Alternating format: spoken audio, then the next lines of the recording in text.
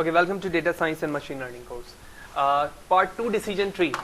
तो इस सेशन के अंदर हम ये देखेंगे कि एक्चुअली जो डेफिनेशन के रिस्पेक्ट से हमने ओवरऑल प्रीवियस सेशन पे डिस्कस किया कि एक्चुअली ID3 क्या है, डिसीजन ट्री का क्या कॉन्सेप्ट होता है, वो किस तरह से एंट्रोपी इन्फॉर्मेशन गेन के रिस्पेक्ट से डिसीजन ले रहा होता है और उसकी वर्किंग बिहाइंड क्या है।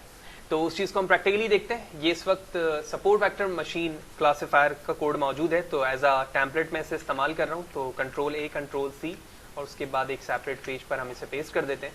पेस्ट करने के बाद जो चेंजेस की ज़रूरत है वो चेंजेस हमारे सबसे इंपॉर्टेंट पार्ट कौन सा है, वो ये पार्ट है जहाँ पर आप क्लासीफायर को इस्तेमाल कर रहे होते हैं। लिहाजा इस पार्ट को चेंज करते हैं सबसे पहले।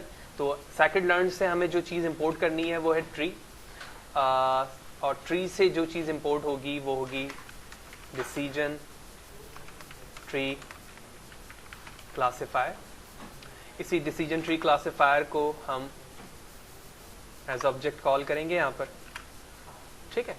और कॉल करने के बाद मैं इंस्पेक्ट एलिमेंट करता हूँ ताकि हम उसके नंबर ऑफ पैरामीटर्स देख सकें। Let's see, Ctrl+I shortcut.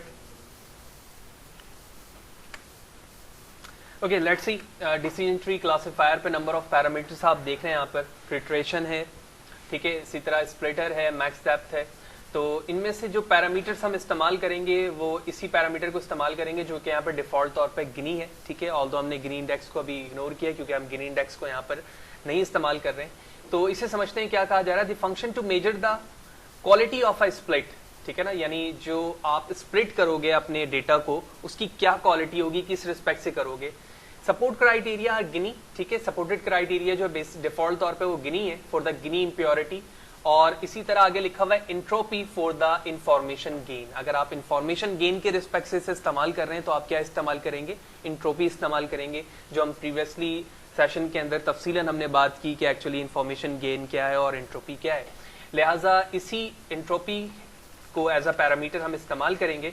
तो मैं अपने कोड पार्ट पर वापस आता हूँ और एंट्रोपी को एज अ पैरामीटर इस्तेमाल करेंगे क्राइटेरियन के रिस्पेक्ट से। तो मैंने यहाँ पर क्राइटेरियन रखा और एंट्रोपी को सिंगल कोटेशन में इनक्लोज कर दिया। इसके बाद हमारे पास रैंडम स्टेट वेरिएबल पैरामीटर होगा, दैट्स इट। तो ओवरऑल हमने यहाँ पर क्या कर लिया है, क्लासीफायर को रेडी कर लिया है, यानी डिसीजन ट्री क्लासीफायर को। और अब हम स्टार्ट करते हैं अपने कोड को एग्जीक्यूट करना। तो डेस्कटॉप पर मैंने अपने डेटा सेट को सेट किया हुआ है, लिहाजा shift enter to execute the starting part, जहाँ पर हमने इंपॉर्टेंट डेटा लाइब्रेरीज को इंपोर्ट किया, डेटा सेट को किया, ट्रेनिंग एंड टेस्टिंग में डिवाइड किया अपने डेटा को, और उसके साथ ही साथ हमने फीचर स्केल किया। देन हम मूव करेंगे अपने क्लासीफायर की तरफ जो अभी हमने बनाया है। Shift enter to execute, it's executed, predicted value, okay, it's ready. Here it is your predicted value and here it is your original test value। तो इन दोनों के दरमियान हम एक्यूरेसी चेक करेंगे। तो जो बेहतर तरीका उसका है वो क्या है, कन्फ्यूजन मैट्रिक्स फर्स्ट। तो कोड हमारा टेम्पलेट के रिस्पेक्ट से रेडी है, तो मैं जूम करता हूँ। तो ये रहा हमारा confusion matrix. Shift enter to execute and here it is. तो आप देख रहे हैं कि सिर्फ और सिर्फ जो डेटा है उस पर से 9 ऐसे रिकॉर्ड्स हैं या प्रेडिक्शन है जो कि हमारी क्या है, फॉल्स है, रेस्ट ऑफ दी 100। तो ऑलमोस्ट हमारे पास 91 की एक्यूरेसी आ रही है। Let's see, to check the accuracy, shift enter to execute and 90 की एक्यूरेसी आ रही है। तो नॉट बैड, ठीक है। डिसीजन ट्री के रिस्पेक्ट से 90 की एक्यूरेसी हमारी यहाँ पर आ रही है। और अब हम विजुअलाइजेशन की तरफ चलते हैं। तो विजुअलाइजेशन में जाने के से पहले हम यहाँ पर शॉर्टली लिख देते हैं decision tree classifier, in short copy, और इसी तरह हमने यहाँ पेस्ट कर दिया। तो अभी तक अगर मैं बात करूं कि जो भी हमारा ग्राफिकल रिप्रेजेंटेशन से रिस्पेक्ट से वर्किंग थी, वहां पर हमारा ग्राफ या तो स्ट्रेट लाइन पर होता था या इसी तरह कर्व पर होता था। सम टाइम वो कर्व ज्यादा ही डायगोनल होते थे, ठीक है। तो डिफरेंट फॉर्मेट उस ग्राफ का बनता था। लेकिन डिसीजन ट्री पर आपने देखा कि जब आपका डेटा स्प्लिट होता है तो स्प्लिट होने के बाद उसके डिफरेंट लीव्स बनते हैं। लीव्स बनने की वजह से क्या होगा कि आपका ग्राफ एक किसी खास कर्व पे बेस नहीं करेगा, बल्कि उसके डिफरेंट चंक्स बन जाएंगे। ठीक है, वो चंक्स इस बात को बताएंगे कि कहां पर कौन सी वैल्यूज होगी तो ये ग्राफ किस तरह से उसको विजुलाइज करके शो करवाएगा, यानी x की वैल्यू या y की वैल्यू क्या होगी तो प्रोडिक्टेड वैल्यू क्या होनी चाहिए। तो यही वजह है कि इस जो ग्राफ है जो यहाँ पर शो होने वाला है वो काफी कॉम्प्लेक्स होगा with respect to the previous classifier. Let's see, तो सेम टेम्पलेट को मैंने यहाँ पर सेलेक्ट किया, shift enter to execute and here it is.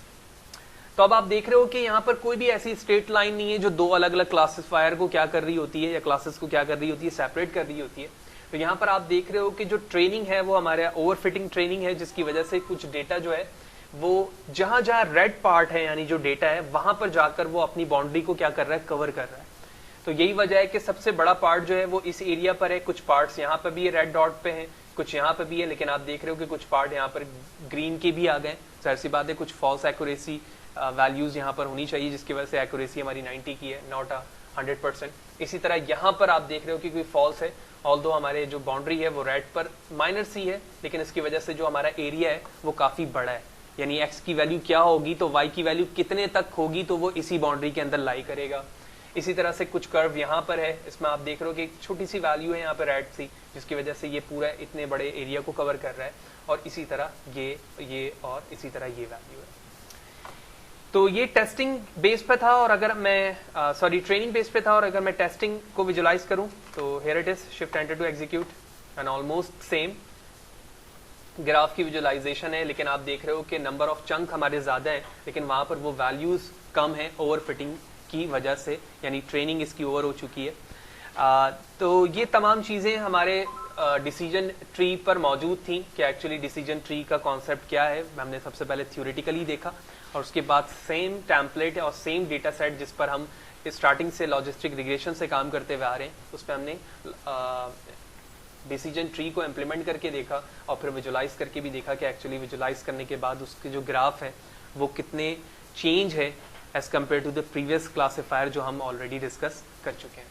तो एक ट्री के बेस पर जब आप एक क्लासिफायर क्रिएट कर रहे होते हो तो आप इसको डिसीजन ट्री कहते हो, और इसी तरह जब आप अपने क्लासिफायर के अंदर एक से ज्यादा ट्री को एक साथ इंप्लीमेंट करना चाहते हो ताकि जब आपकी जो प्रोडक्शन है और उसकी एक्यूरेसी है वो ज्यादा हो, तो वहां पर एक फॉरेस्ट का कॉन्सेप्ट आ जाता है जो कि क्लासिफायर रैंडम फॉरेस्ट कहलाता है। तो नेक्स्ट सेशन पे उसके हवाले से हम बात करेंगे, उसकी थ्योरी भी समझेंगे कि एक्चुअली रैंडम फॉरेस्ट क्या कॉन्सेप्ट रखती है, और उसके बेस पर जब आप इंप्लीमेंट करेंगे अपने सेम डेटा सेट को तो आप देखेंगे कि उसकी विजुलाइजेशन भी थोड़ी माइनर सी चेंजेस आएंगी उसमें, और इसी तरह उसकी एक्यूरेसी भी चेंज होगी।